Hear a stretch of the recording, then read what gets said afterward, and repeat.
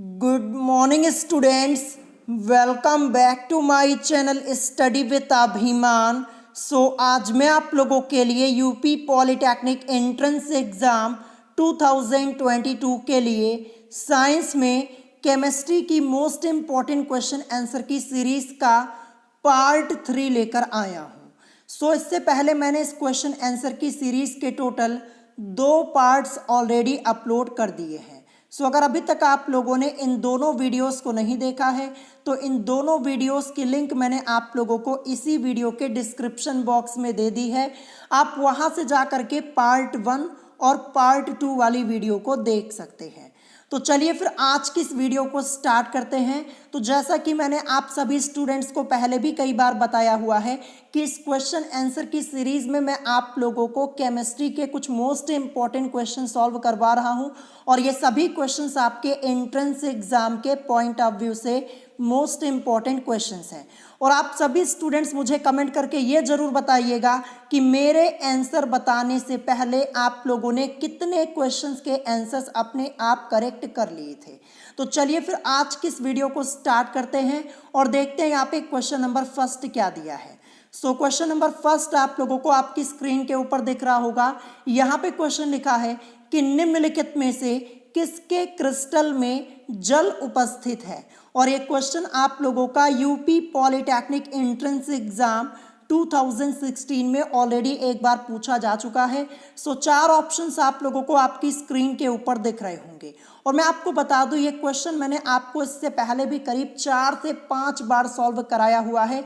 Question ये आपका most important है।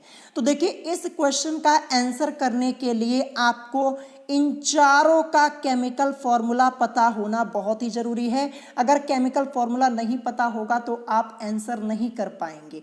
इस क्वेश्चन को सॉल्व करने का तरीका क्या है, बहुत सारे स्टूडेंट्स ऐसे होंगे जिनको ये क्वेश्चन समझ में ही नहीं आ रहा होगा। तो चलिए मैं आपको ये क्वेश्चन डिटेल में समझा देता हूं। तो देखिए यहाँ पे हमसे क्वेश्चन पूछा गया कि निम्नलिखित में से किसके क्रिस्टल में जल उपस्थित है। तो सबसे पहले मैं आपको करेक्ट आंसर बता देता हूं। करेक्ट आंसर आपका हो जाएगा धोने का सोडा, जिसे हम वॉशिंग सोडा भी बोलते हैं या फिर धावन सोडा भी बोलते हैं। अब इसका केमिकल फॉर्मूला क्या होता है ये मैं आपको बता देता हूं। इसका केमिकल फॉर्मूला होता है Na2CO3.10H2O। ये इसका केमिकल फॉर्मूला होता है, ठीक है।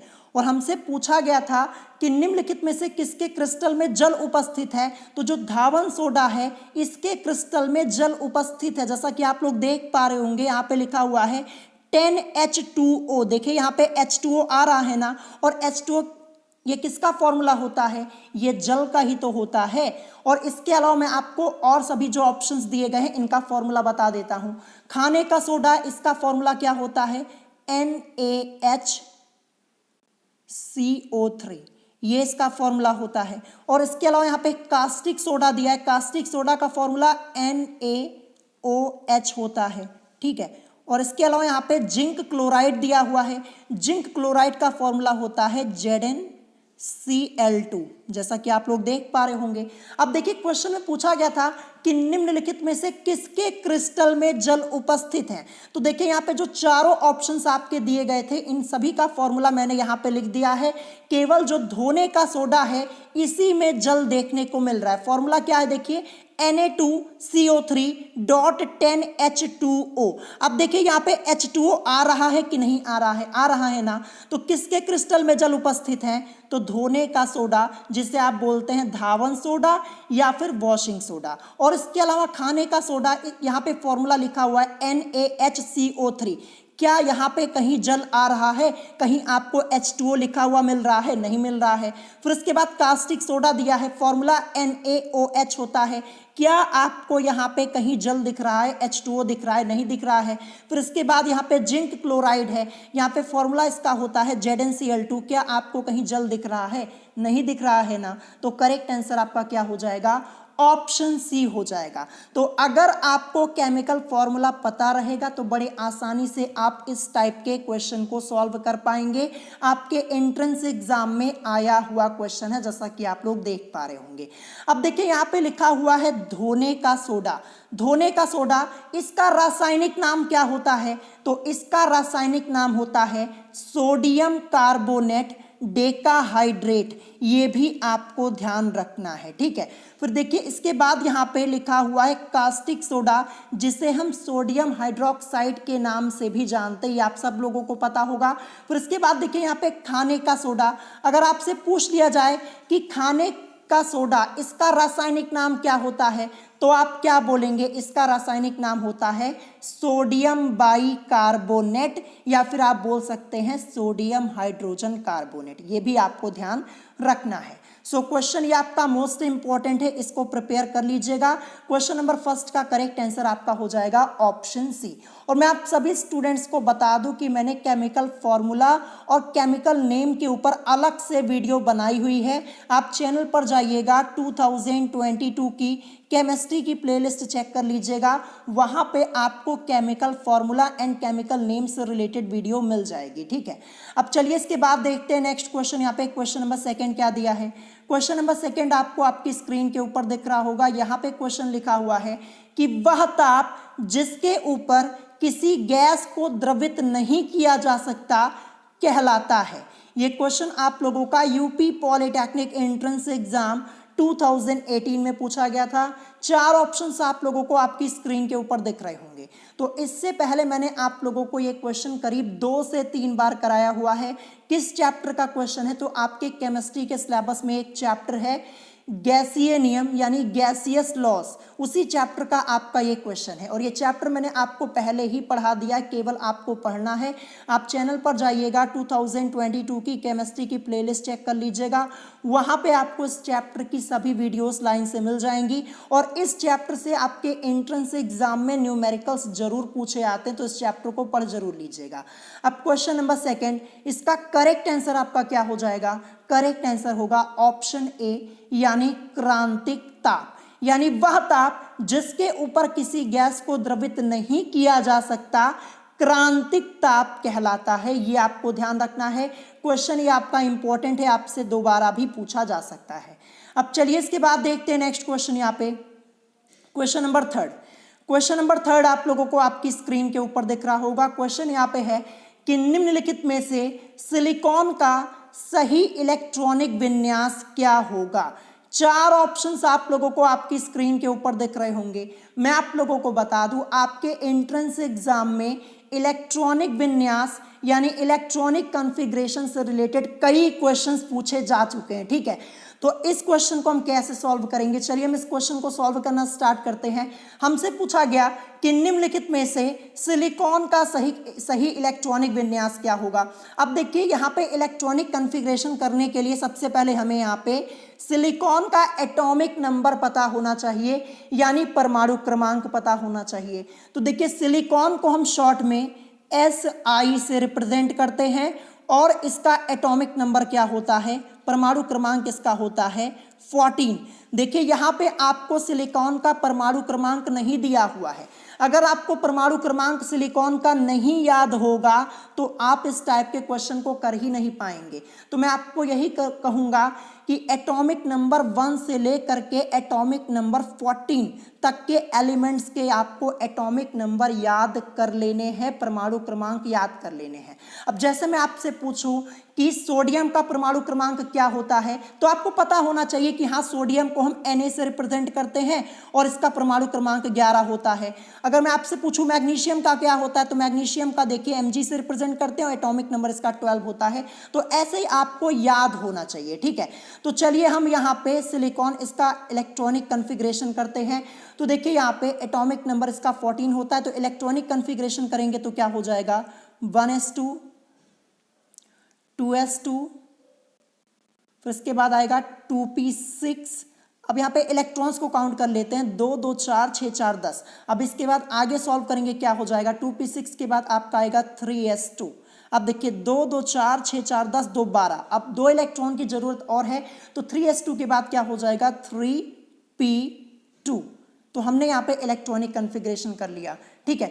अब देखिए यहाँ पे इस फॉर्म में तो हमें कहीं आंसर ही नहीं दिया हुआ है, तो अब इसको कैसे करेंगे?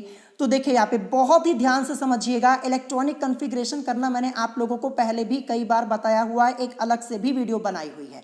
अब देखिए यहाँ पे बात हो रही है सिलिकॉन की, तो देखिए आपको यहाँ पे ध्यान रखना है कि सिलिकॉन से पहले कौन सी अक्रिय गैस आती है, कौन सी इनर्ट गैस आती है।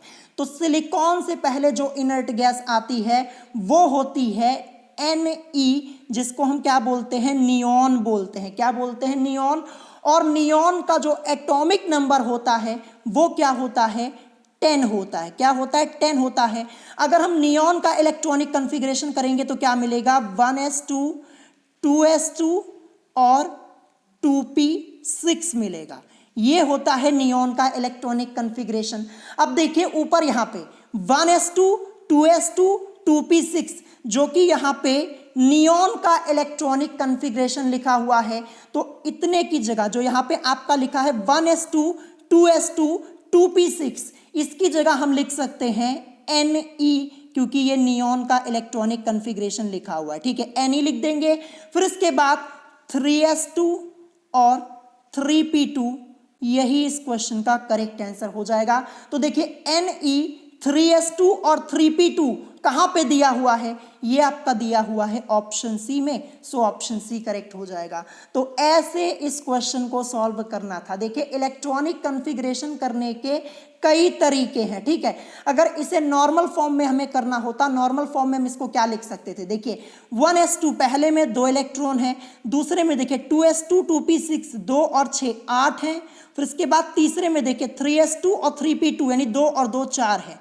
तो 2,8,4 ये नॉर्मल फॉर्म में हो जाएगा इसका इलेक्ट्रॉनिक कन्फिग्रेशन, लेकिन इस फॉर्म में तो दिया ही नहीं हुआ था, और ना ही इस फॉर्म में कि 1s2, 2s2, 2p6, 3s2, 3p2, हमारा तो दिया हुआ था Ne, 3s2, 3p2 के फॉर्म में। तो मैंने आपको समझाया कि कैसे करना होता है। बस आपको ध्यान रखना है कि सिलिकॉन के पहले कौन सी अक्रिय गैस यानी कौन सी इनर्ट गैस आती है, तो नियॉन आती है, जिसका एटॉमिक नंबर 10 होता है। अगर आप इसका इलेक्ट्रॉनिक कन्फिग्रेशन करेंगे 1s2, 2s2, 2p6 आपको मिलेगा। देखिए जो ऊपर हमने यहाँ पे इलेक्ट्रॉनिक कन्फिग्रेशन किया था 1s2, 2s2, 2p6, 3s2, 3p2 आया था। अब देखिए जो इतना पार्ट है 1s2, 2s2, 2p6, ये किसका इलेक्ट्रॉनिक कन्फिग्रेशन लिखा है? नियॉन का। तो इतने की जगह हम क्या लिख देंगे? Ne लिख देंगे। फिर इसके बाद 3s2, 3p2 ये लिख देंगे, और यही इस क्वेश्चन का आपका आंसर हो जाएगा Ne, 3s2, 3p2, यानी ऑप्शन सी इस क्वेश्चन का करेक्ट आंसर हो जाएगा। मैं आप सभी स्टूडेंट्स को बता दूं, अगर आप लोगों को इलेक्ट्रॉनिक विन्यास करना नहीं आता तो इस टॉपिक पर मैंने अलग से वीडियो बनाई हुई है। आप चैनल पर जाइएगा, 2022 की केमिस्ट्री की प्लेलिस्ट चेक कर लीजिएगा, वहां पे आपको वीडियो मिल जाएगी। और ये किस चैप्टर का टॉपिक है, तो आपके केमिस्ट्री के सिलेबस में आपका एक चैप्टर दिया है एटॉमिक स्ट्रक्चर, यानी परमाणु की संरचना, उसी चैप्टर का टॉपिक है। पूरा चैप्टर मैंने आपको पढ़ाया है। इलेक्ट्रॉनिक कन्फिग्रेशन से रिलेटेड कई क्वेश्चंस भी कराए हुए हैं, केवल आपको पढ़ना है तो पढ़ लीजिएगा, ठीक है। सो ऑप्शन सी इस क्वेश्चन का करेक्ट आंसर हो जाएगा। अब चलिए इसके बाद देखते हैं next question, question number 4। Question number 4 आप लोग अपनी स्क्रीन के ऊपर यहाँ पे देख पा रहे होंगे। यहाँ पे क्वेश्चन लिखा है कि निम्नलिखित में से पारा यानी मरकरी का लैटिन नाम क्या होता है? देखिए चाहे पारा बोलिए चाहे मरकरी बोलिए, बात एक ही होती है, ध्यान रखिएगा। सो क्वेश्चन यहाँ पे है कि निम्नलिखित में से पारा यानी मरकरी का लैटिन नाम क्या होता है? ये भी क्वेश्चन करीब मैंने 5 से 6 बार कराया हुआ है। अगर आपने पूरा पढ़ा होगा, जितना सिलेबस मैंने कंप्लीट कराया है, तो आपको इस क्वेश्चन का आंसर जरूर पता होगा। सो ऑप्शन ए दिया है natrium, option B hydrargyrum, option C kalium, और ऑप्शन डी दिया है इनमें से कोई नहीं। तो मरकरी का लैटिन नाम क्या होता है? मरकरी यानी पारे का लैटिन नेम जो होता है वो होता है हाइड्राजाइरम, यानी ऑप्शन बी इस क्वेश्चन का करेक्ट आंसर हो जाएगा। देखिए मरकरी यानी पारे को हम किससे रिप्रेजेंट करते हैं? Hg से रिप्रेजेंट करते हैं। ये भी आपको ध्यान रखना, आप लोगों से पूछा जा सकता है। तो देखिए निम्नलिखित में से पारा यानी मरकरी का लैटिन नाम क्या होता है? तो ये होता है हाइड्राजाइरम। क्या होता है? हाइड्राजाइरम होता है। ऑप्शन बी इस क्वेश्चन का आपका करेक्ट आंसर हो जाएगा। अब इसके अलावा देखिए ऑप्शन ए आपका क्या दिया है? नेट्रियम दिया है, ये किसका होता है? सोडियम का लैटिन नेम होता है। किसका? सोडियम का लैटिन नेम जो होता है वो होता है नेट्रियम, ये आपको ध्यान रखना है। अब यहाँ पे कालियम लिखा है, ये किसका होता है? पोटेशियम का होता है। किसका होता है? कालियम। यहाँ पे कालियम जो लिखा है ये किसका लैटिन नेम होता है? तो ये होता है पोटेशियम का, ये आपको ध्यान रखना है, ठीक है। तो यहाँ से आपके 3 क्वेश्चन कवर हो जाएंगे। सबसे पहले आपको ध्यान रखना जो नेट्रियम है ये किसका होता है? सोडियम का, जिसको हम Na से रिप्रेजेंट करते हैं। सोडियम को हम Na से रिप्रेजेंट करते हैं। हाइड्राजाइरम ये किसका होता है? ये होता है पारा यानी मरकरी का, जिसको हम Hg से रिप्रेजेंट करते हैं। फिर इसके बाद कालियम ये किसका होता है? ये होता है पोटेशियम का, जिसको हम K से रिप्रेजेंट करते हैं। देखिए सोडियम को हम शॉर्ट में Na से, पारा यानी मरकरी को शॉर्ट में हम Hg से, और पोटेशियम को हम K से रिप्रेजेंट करते हैं। ध्यान रखिएगा। तो यहाँ से 3 क्वेश्चन आपके कवर अप हो गए। नेट्रियम ये किसका लैटिन नेम होता है? सोडियम यानी Na का। हाइड्राजाइरम ये किसका होता है? पारा यानी मरकरी, जिसे हम Hg से रिप्रेजेंट करते हैं। कालियम किसका होता है? पोटेशियम का, जिसे हम K से रिप्रेजेंट करते हैं। ये आपको ध्यान रखना है, ठीक है। सो क्वेश्चन नंबर 4 इसका करेक्ट आंसर आपका हो जाएगा हाइड्राजाइरम, ठीक है। क्वेश्चन इंपॉर्टेंट है, नोट कर लीजिएगा। अब इसके बाद देखते हैं नेक्स्ट क्वेश्चन। यहाँ पे क्वेश्चन नंबर 5 क्या दिया है। सो क्वेश्चन नंबर 5 आपको आपकी स्क्रीन के ऊपर दिख रहा होगा। ये भी क्वेश्चन मैंने आपको कई बार कराया हुआ है। क्वेश्चन यहाँ पे है कि द्रव्य की अविनाशिता का नियम निम्न में से किन अभिक्रियाओं के लिए सत्य नहीं है? ऑप्शन ए दिया है अपचयन अभिक्रियाओं के लिए, ऑप्शन बी ऑक्सीकरण अभिक्रियाओं के लिए, ऑप्शन सी दिया हुआ है नाभिकीय अभिक्रियाओं के लिए, या फिर ऑप्शन डी आपका यहाँ पे दिया है रासायनिक अभिक्रियाओं के लिए। तो द्रव्य की अविनाशिता का नियम निम्नलिखित में से किन अभिक्रियाओं के लिए सत्य नहीं है? इस क्वेश्चन का करेक्ट आंसर आपका क्या हो जाएगा? ऑप्शन सी हो जाएगा, यानी नाभिकीय अभिक्रियाओं के लिए। क्वेश्चन ये आपका मोस्ट इंपॉर्टेंट है, आपके एंट्रेंस एग्जाम में इस बार पूछा जा सकता है। इससे पहले भी मैंने आपको एक क्वेश्चन कई बार कराया हुआ है। मैंने आप सभी स्टूडेंट्स को पहले भी कई बार बताया है कि मैंने आप लोगों का मैक्सिमम सिलेबस पहले ही कंप्लीट करवा दिया है। आप चैनल पर जाइएगा, 2022 की सभी सब्जेक्ट्स की प्लेलिस्ट चेक कर लीजिएगा, फिजिक्स की, केमिस्ट्री की एंड मैथमेटिक्स की। वहाँ पे आपको सभी वीडियोस लाइन से मिल जाएंगी। मैं डेली देखता हूँ कोई ना कोई स्टूडेंट यही कमेंट करके मुझसे पूछता है कि सर इंपॉर्टेंट चैप्टर्स की लिस्ट बता दीजिए, हमें क्या पढ़ना है। तो मैं आपको बता दूँ, मैंने आपका सिलेबस पहले ही आधे से ज़्यादा कंप्लीट करवा दिया, केवल आपको पढ़ना है। आप चैनल पर जाइएगा, 2022 की प्लेलिस्ट चेक कर लीजिएगा, आपको वहाँ पे सभी वीडियोस लाइन से मिल जाएंगी। और देखिए एक प्लेलिस्ट बनी हुई है साइंस की, ठीक है, जहाँ पे मैंने टेस्ट लिए हुए हैं, यानी साइंस के टेस्ट की प्लेलिस्ट एक अलग से बनी हुई है, उसको भी चेक कर लीजिएगा। वहाँ पे मैंने टेस्ट में करीब आप लोगों के बहुत सारे मोस्ट इंपॉर्टेंट क्वेश्चन सॉल्व कराए हुए हैं, तो आप चेक कर लीजिएगा, प्लेलिस्ट बनी हुई है, ठीक है। अब इसके बाद देखते हैं यहाँ पे नेक्स्ट क्वेश्चन, क्वेश्चन नंबर 6 क्या दिया हुआ है। क्वेश्चन नंबर 6 आपको आपकी स्क्रीन के ऊपर दिख रहा होगा। ये भी क्वेश्चन आपका मोस्ट इंपॉर्टेंट है और ये क्वेश्चन मैंने आपको इससे पहले भी कई बार कराया हुआ है।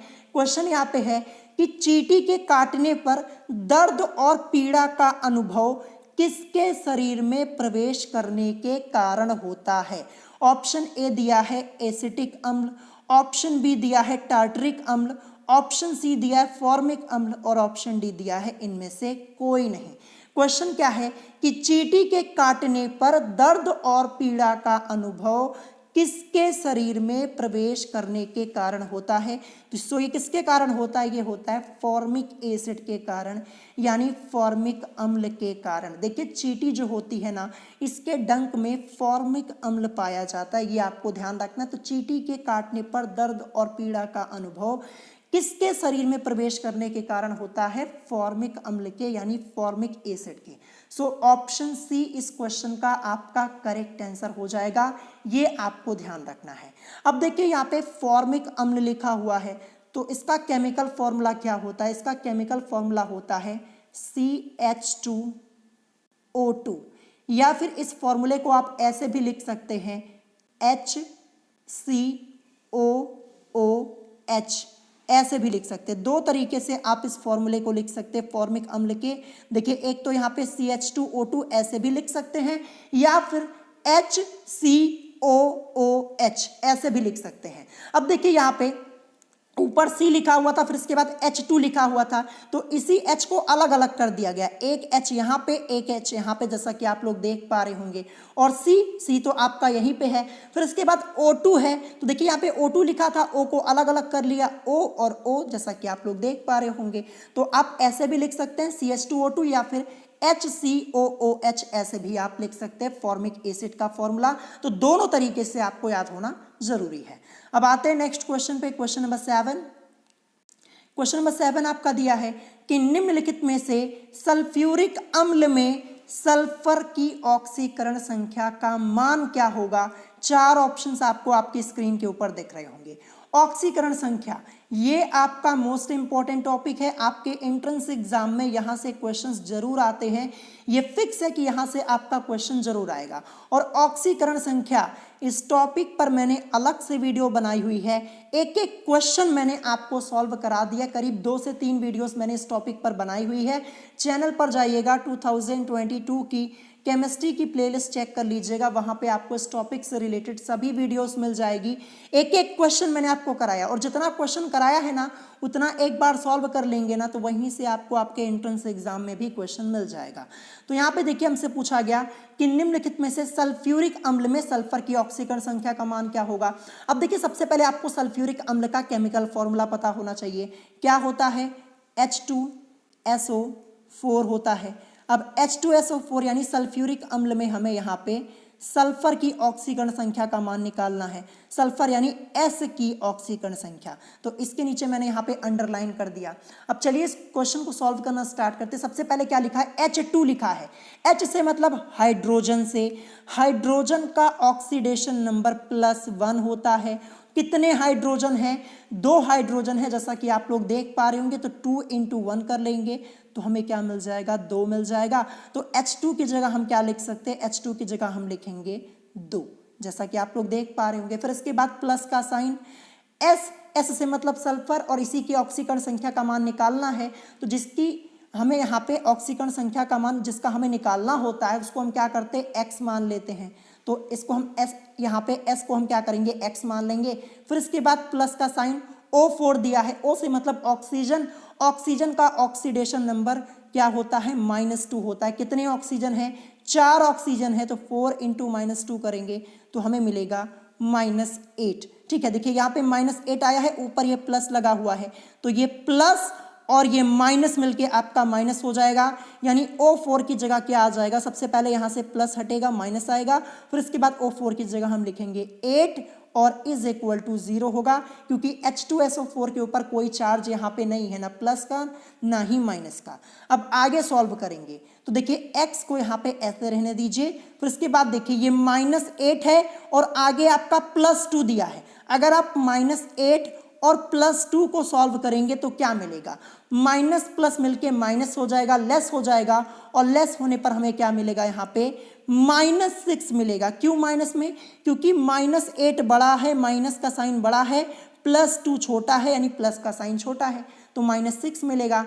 यानी यहाँ पे देखिए ये -8 और +2 इसको सॉल्व करेंगे तो क्या हो जाएगा, हमें -6 मिलेगा, यानी x -6 =0 हो जाएगा। अब अगले स्टेप में क्या करेंगे, देखिए x देखिए बराबर के इधर 0 है और ये -6, जब इसको बराबर के इधर लाएंगे तो 0 और यहाँ पे आके +6 हो जाएगा। 0 + 6 करेंगे तो हमें क्या मिलेगा, x +6 मिलेगा, और यही इस क्वेश्चन का आपका आंसर हो जाएगा। यानी H2SO4 में जो S की ऑक्सीकरण संख्या है, इसका मान हमें क्या मिलेगा, +6 मिलेगा। तो यहाँ पे ऑप्शन में चेक करते हैं +6 कहाँ पे दिया है, ये ऑप्शन सी में दिया, ऑप्शन सी करेक्ट हो जाएगा। तो ऐसे ही हम ऑक्सीकरण संख्या को निकालते हैं। ये तो आप लोगों को आता होगा, ये आप लोगों ने जरूर पढ़ा होगा ऑक्सीकरण संख्या वाला टॉपिक, ठीक है। और अगर नहीं पढ़ा है तो अलग से मैंने वीडियो बनाई है, चैनल पर जाइएगा, 2022 की केमिस्ट्री की प्लेलिस्ट चेक कर लीजिएगा, वहाँ पे आपको वीडियो मिल जाएगी। तो आई होप आपको एक क्वेश्चन समझ में आया होगा। तो निम्नलिखित में से सल्फ्यूरिक अम्ल में सल्फर की ऑक्सीकरण संख्या का मान क्या होगा, +6 होगा। ठीक है, देखिए सल्फर को हम S से रिप्रेजेंट करते हैं, ये आपको ध्यान रखना है। और सल्फ्यूरिक अम्ल का फॉर्मूला क्या होता है, 4 होता है। तो H2SO4 में S की ऑक्सीकरण संख्या का मान निकालना था जो कि +6 आया हुआ है। अब चलिए इसके बाद देखते हैं next question, question number 8। Question number 8, ये क्वेश्चन मैंने आपको करीब 7 से 8 बार सॉल्व कराया है और इस क्वेश्चन के लिए मैंने आप लोगों को एक ट्रिक भी बताई हुई है। अगर आपने पहले से पढ़ा होगा तो ट्रिक आपको जरूर पता होगी। क्वेश्चन यहाँ पे है कि किसी रेडियो एक्टिव तत्व का अर्ध आयु काल 10 वर्ष है, उस पदार्थ की 10 ग्राम मात्रा कितने समय में 1.25 ग्राम रह जाएगी। 4 ऑप्शंस आपको आपकी स्क्रीन के ऊपर दिख रहे होंगे। तो देखिए इस क्वेश्चन को सॉल्व करने के 2 तरीके, एक तो बेसिक मेथड है, ठीक है, एक तो आपका बेसिक मेथड है और दूसरा आपका यहाँ पे ट्रिकी मेथड है, यानी ट्रिक का मेथड है। तो ट्रिकी मेथड मैंने आप लोगों को बताया हुआ है, तो मैं आपको एक बार फिर से ट्रिक बता दे रहा हूँ। अगर कोई नया स्टूडेंट है तो बहुत ही ध्यान से आप लोग समझिएगा। देखिए यहाँ पे क्या लिखा है कि किसी रेडियो एक्टिव तत्व का अर्ध आयु काल, अर्ध आयु काल यहाँ पे 10 वर्ष दिया है, ठीक है। अर्ध आयु काल क्या है, 10 वर्ष दिया है। तो फिर पूर्ण आयु काल क्या हो जाएगा, पूर्ण आयु काल क्या हो जाएगा। तो पूर्ण आयु काल हम लिखेंगे तो क्या हो जाएगा, 20 वर्ष ही तो होगा। क्या होगा, 20 वर्ष ही तो होगा। मैं आपको एग्जाम्पल के तौर पे समझा दूं, जैसे मान लीजिए कोई स्टूडेंट है, ठीक है, कोई स्टूडेंट है जिसकी अर्ध आयु यानी जिसकी आधी उम्र क्या है, 10 वर्ष है, ठीक है। जैसे मान लीजिए कोई स्टूडेंट है जिसकी अर्ध आयु 10 वर्ष है, यानी आधी उम्र 10 वर्ष है, तो पूरी उम्र क्या हो जाएगी, तो पूरी उम्र आप 20 वर्ष ही तो बोलेंगे। अगर मैं आपसे कहूं कि किसी स्टूडेंट की उम्र 20 वर्ष है तो उसकी आधी आयु यानी अर्ध आयु उसकी क्या होगी, तो 20 का आधा ही तो 10 होगा, तो यही तो अर्ध आयु हो जाएगी। तो इसी तरीके से जब रेडियो एक्टिव तत्व का अर्ध आयु काल 10 वर्ष है तो पूर्ण आयु काल क्या हो जाएगा, 20 वर्ष ही तो होगा। जब देखिए मैं आपको समझा दूं, देखिए पूर्ण आयु काल 20 वर्ष है तभी तो अर्ध आयु काल 10 वर्ष होगा। तो ये आपको समझ में आ गया होगा। अब कुछ नहीं करना, 10 वर्ष और 20 वर्ष इसको ऐड कर दीजिए, ऐड करने पर आपको मिलेगा 30 वर्ष। यही इस क्वेश्चन का आपका करेक्ट आंसर हो जाएगा। तो कितनी आसानी से हमने सॉल्व कर लिया। और ये ट्रिक इस टाइप के जितने भी क्वेश्चन आपकी बुक में दिए गए हैं सब पे वर्क करेगी, आप चेक कर लीजिएगा, ठीक है। किस चैप्टर का क्वेश्चन है, तो रेडियो एक्टिविटी वाला आपका चैप्टर है, चेक कर लीजिएगा अपनी बुक में, आपको खुद ही पता चल जाएगा। और ये चैप्टर मैंने आप लोगों को पहले ही कंप्लीट करा दिया है, एक एक क्वेश्चन सॉल्व कराया है, केवल आपको पढ़ना है। सो करेक्ट आंसर हो जाएगा आपका इस क्वेश्चन का ऑप्शन बी, यानी 30 वर्ष। एक बार मैं फिर से आपको समझा दूं, किसी रेडियो एक्टिव तत्व का अर्ध आयु काल 10 वर्ष दिया है। जब अर्ध आयु काल 10 वर्ष है तो फिर पूर्ण आयु काल क्या हो जाएगा, पूर्ण आयु काल यहाँ पे क्या हो जाएगा, यहाँ पे तो देखिए जब अर्ध आयु काल यहाँ पे 10 वर्ष है तो पूर्ण आयु काल 20 वर्ष ही तो होगा, क्योंकि 20 का आधा ही तो 10 होता है। अगर मैं आपसे पूछूं कि 20 का आधा क्या होगा तो आप 10 ही तो बोलेंगे। तो अर्धायु काल 10 हमें पहले से दिया है, पूर्ण आयु काल हमने यहाँ पे निकाला, 20 वर्ष मिला, तो 10 और 20 को ऐड कर दीजिए, आपको मिलेगा 30 वर्ष। और यही इस क्वेश्चन का करेक्ट आंसर हो जाएगा। और अगर आप इस क्वेश्चन को बेसिक मेथड से सॉल्व करने के लिए जाएंगे काफ़ी टाइम लगेगा और आंसर भी आपका गलत हो सकता है। तो इसी ट्रिक का यूज़ कीजिए, बड़े आसानी से क्वेश्चन को आप सॉल्व कर पाएंगे। 30 वर्ष इस क्वेश्चन का करेक्ट आंसर हो जाएगा। अब चलिए इसके बाद देखते हैं नेक्स्ट क्वेश्चन। यहाँ पे क्वेश्चन नंबर 9 दिया हुआ है कि निम्नलिखित में से फ्लोरस्पार और लाइमस्टोन किस धातु का अयस्क होता है। 4 ऑप्शंस आपको दिए गए हैं। कॉपर का ऑप्शन ए दिया है, ऑप्शन बी लोहे का, ऑप्शन सी कैल्शियम का और ऑप्शन डी इनमें से कोई नहीं। तो देखिए मैं आपको बता दूं, धातु और उनके अयस्क से रिलेटेड मैंने एक वीडियो अलग से बनाई हुई है जहां पे मैंने आपको केवल धातु और उनके अयस्क के बारे में बताया है, और एक वीडियो और बनाई हुई है जहां पे मैंने आप लोगों को धातु और उनके अयस्क से रिलेटेड केवल क्वेश्चंस कराए हुए हैं। करीब 40 से 50 क्वेश्चंस मैंने आपको अलग से करवाए हुए हैं, ठीक है। तो टोटल मिला करके 1+1 यानी 2 वीडियो मैंने आपको इस टॉपिक से रिलेटेड मैंने 2 वीडियोस यहाँ पे बनाई हुई है। चैनल पर जाइएगा, 2022 की केमिस्ट्री की प्लेलिस्ट चेक कर लीजिएगा, दोनों ही वीडियोस आपको मिल जाएंगी। मैंने आप लोगों को धातु और उनके अयस्क से रिलेटेड एक एक क्वेश्चन सॉल्व करा दिया है, और जो ये क्वेश्चन आप लोग देख पा रहे हैं ना, ये भी मैंने आपको कराया हुआ है। सो क्वेश्चन यहाँ पे क्या है कि निम्नलिखित में से फ्लोरस्पार और लाइमस्टोन किस धातु का अयस्क होता है? तो ये होता है कैल्शियम का। ऑप्शन सी इस क्वेश्चन का करेक्ट आंसर हो जाएगा। कैल्शियम को हम Ca से रिप्रेजेंट करते हैं, ये भी आपको ध्यान रखना है। तो देखिए जो फ्लोरस्पार है ये कैल्शियम का होता है, और लाइमस्टोन ये भी कैल्शियम का ही अयस्क होता है, कैल्शियम धातु का अयस्क होता है। अब देखिए यहाँ पे फ्लोरस्पार लिखा हुआ है, इसका फॉर्मूला क्या होता है? इसका फॉर्मूला मैं आपको बता दूं, होता है CaF2 होता है, ठीक है, CaF2 होता है, ये आपको ध्यान रखना है। फिर लाइमस्टोन लिखा हुआ है, लाइमस्टोन इसका फॉर्मूला क्या होता है? CaCO3 होता है, ये आपको ध्यान रखना है, ठीक है। लाइमस्टोन जिसे आप चूना पत्थर भी बोलते हैं, ध्यान रखिएगा, तो CaCO3 होता है, ये आपको ध्यान रखना है लाइमस्टोन का फॉर्मूला, ठीक है। अब देखिए एक और होता है, मैं आपको बता दूं, एक और आपने अयस्क का नाम सुना होगा, वो होता है सोडियम का। क्या होता है मैं आपको लिख के बता देता हूं, फेल्सपार, ठीक है। क्या होता है? फेल्सपार, ये मैंने आप लोगों को पढ़ाया हुआ है। तो स्टूडेंट्स यहाँ पे कंफ्यूज हो जाते हैं। देखिए फेल्सपार और फ्लोरस्पार ये बोलने में एक जैसा लगता है, लेकिन है अलग अलग। जो फेल्सपार है ये किसका होता है? ये सोडियम का अयस्क होता है, ध्यान रखिएगा। अगर आपसे पूछा जाए कि फेल्सपार किस धातु का अयस्क होता है, तो सोडियम का होता है, ये आपको ध्यान रखना है, फेल्सपार। अब देखिए यहाँ पे फ्लोरस्पार लिखा है, फ्लोर और यहाँ पे फेल्स है, तो काफी अंतर है, आप लोग समझ पा रहे होंगे। तो फ्लोरस्पार जो होता है ये कैल्शियम का होता है, ठीक है, ध्यान रखिएगा। और जो फेल्सपार होता है ये सोडियम का होता है।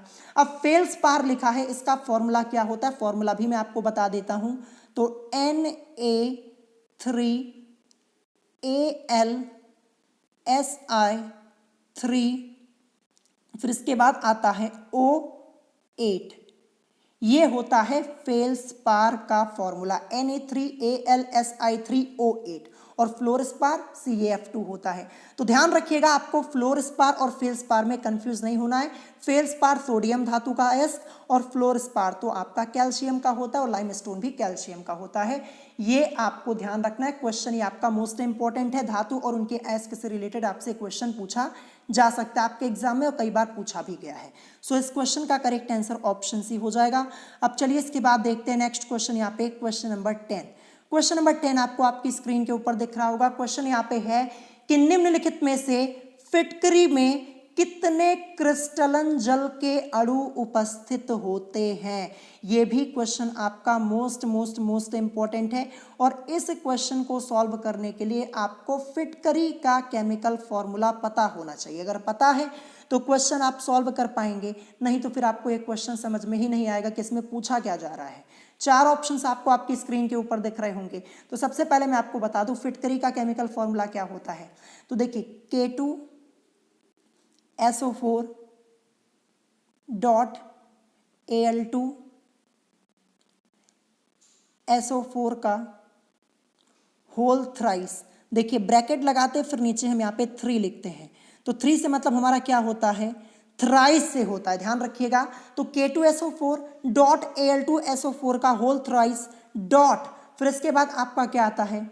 24H2O। तो ये होता है फिटकरी का केमिकल फॉर्मूला। अब पूछा गया कि निम्नलिखित में से फिटकरी में कितने क्रिस्टलन जल के अणु उपस्थित होते हैं? तो जल की बात हो रही है, फॉर्मूला यहाँ पे H2O लिखा है, और H2O के पहले कितने हैं? 24 है ना, तो 24 जल के अणु हो जाएंगे ना, तो करेक्ट आंसर क्या हो जाएगा? 24 अणु, ऑप्शन बी करेक्ट हो जाएगा। तो कितना सिंपल सा क्वेश्चन था, बस आपको फॉर्मूला पता होना चाहिए, तो ऑप्शन बी करेक्ट हो जाएगा। क्वेश्चन में पूछा गया था कि निम्नलिखित में से फिटकरी में कितने क्रिस्टलन जल के अणु उपस्थित होते हैं। तो अगर आपको फिटकरी का केमिकल फॉर्मूला पता होगा तो आप सबसे पहले फॉर्मूला लिखेंगे K2SO4 डॉट Al2SO4 का होल थ्राइस डॉट 24H2O। अब यहाँ पे क्रिस्टलन जल के अणु की बात हो रही है, ठीक है, जल के अणु की बात हो रही है। तो जल आपको कहां पे दिख रहा है, यहां पे H2O, और H2O के पहले क्या लिखा हुआ है 24H2O। तो जल के कितने अणु हैं, 24 अणु यहां पे हैं, कितने हैं, 24 अणु हैं। तो 24 अणु इस क्वेश्चन का करेक्ट आंसर हो जाएगा। सिंपल सा क्वेश्चन ना, बस आपको तरीका पता होना चाहिए। अगर ये क्वेश्चन आप पहले एक बार नहीं पढ़े रहेंगे ना तो आपको पता ही नहीं चलेगा कि इसमें पूछा क्या जा रहा है, और ऐसे ही क्वेश्चंस आपसे पूछे जाते हैं। अब देखिए यहाँ पे लिखा हुआ है फिटकरी। फिटकरी को हम पोटाश एलम के नाम से भी जानते हैं, ध्यान रखिएगा। किस नाम से, मैं आपको लिख के बता देता हूं, पोटाश एलम के नाम से भी जानते हैं। आपसे पूछ लिया जाएगा कि पोटाश एलम का रासायनिक सूत्र क्या होता है, तो आप क्या लिखेंगे, K2SO4.Al2SO4 का होल थ्राइस डॉट 24H2O, यानी पोटाश एलम। फिटकरी की बात हो रही है, फिटकरी को ही पोटाश एलम बोलते हैं, ध्यान रखिएगा। और फिटकरी, इसका रासायनिक नाम क्या होता है, पोटेशियम एल्यूमिनियम सल्फेट। क्या होता है, पोटेशियम एल्यूमिनियम सल्फेट, ये इसका होता है रासायनिक नाम, ये भी आपको ध्यान रखना है। सो यहाँ पे ऑप्शन बी आपका करेक्ट हो जाएगा, 24 अणु इस क्वेश्चन का आपका करेक्ट आंसर हो जाएगा, ये आपको ध्यान रखना है। क्वेश्चन ये आपका मोस्ट इंपॉर्टेंट है, इस क्वेश्चन की प्रैक्टिस आप लोगों को 2 से 3 बार कर लेनी है, ये आपके लिए क्वेश्चन मोस्ट इंपॉर्टेंट है, ध्यान रखिएगा। और आज की इस वीडियो में मैंने आपको जितने भी क्वेश्चंस कराए हुए हैं, इन सभी क्वेश्चंस को आज के आज ही तैयार कर लीजिएगा, ठीक है, मोस्ट इंपॉर्टेंट क्वेश्चन है आपका। अब इसके बाद देखते हैं यहाँ पे नेक्स्ट क्वेश्चन, क्वेश्चन नंबर 11 क्या दिया है। क्वेश्चन नंबर 11 आप लोगों को आपकी स्क्रीन के ऊपर दिख रहा होगा, यहाँ पे लिखा है कि एलपीजी गैस की लौ का रंग नीला होता है, जिसका कारण है। आपसे यहाँ पे रीजन पूछा जा रहा है, जैसा कि आप लोग अपनी स्क्रीन के ऊपर देख पा रहे होंगे। और ये क्वेश्चन आप लोगों का यूपी पॉलिटेक्निक एंट्रेंस एग्जाम 2021 में पूछा गया था। और देखिए ये क्वेश्चन आपका मोस्ट इंपॉर्टेंट है, दोबारा भी आपसे ये क्वेश्चन पूछा जा सकता है। तो यहाँ पे 4 ऑप्शंस आपको आपकी स्क्रीन के ऊपर देखने को मिल रहे होंगे। ऑप्शन ए आपका दिया है अदग्ध गैसों की उपस्थिति के कारण, ऑप्शन बी दिया है पूर्ण दहन के कारण, ऑप्शन सी दिया अपूर्ण दहन के कारण, और ऑप्शन डी दिया उपरोक्त में से कोई नहीं। अब देखिए यहाँ पे बात क्या हो रही है क्वेश्चन में कि एलपीजी गैस की लौ का रंग नीला होता है, नीले रंग की बात हो रही है, जिसका कारण होता है पूर्ण दहन के कारण। ध्यान रखिएगा, पूर्ण दहन के कारण ही लौ का रंग नीला होता है, आपको ध्यान रखना। तो एलपीजी गैस की लौ का रंग नीला होता है, जिसका कारण क्या है, पूर्ण दहन के कारण, ये आप लोगों को ध्यान रखना है, ठीक है। तो ये आपका क्वेश्चन इंपॉर्टेंट है, इस क्वेश्चन को अच्छे से तैयार कर लीजिएगा। अब इसके बाद देखते हैं आज का लास्ट क्वेश्चन यहाँ पे। लेकिन उससे पहले मैं आपसे यहाँ पे एक क्वेश्चन पूछ रहा हूँ, आपको बताना है कि एलपीजी, यहाँ पे लिखा है एलपीजी, इसका फुल फॉर्म क्या होता है। ये आपको कमेंट बॉक्स में इस क्वेश्चन का आंसर बताना है, और सभी स्टूडेंट्स जरूर बताइएगा। मैं क्वेश्चन पूछता हूं तो 1 या 2 ही स्टूडेंट बताते हैं, और इसके अलावा कोई आंसर बताता नहीं, तो आपको यहाँ पे आंसर जरूर बताना है, ठीक है। मैंने आपको कई बार एलपीजी का फुल फॉर्म बताया है, और ये आपके एग्जाम में पूछा भी जा सकता है, तो आप मुझे कमेंट करके जरूर बताइएगा। अब इसके बाद देखते हैं आज का लास्ट क्वेश्चन हमारा क्या दिया है, क्वेश्चन नंबर 12।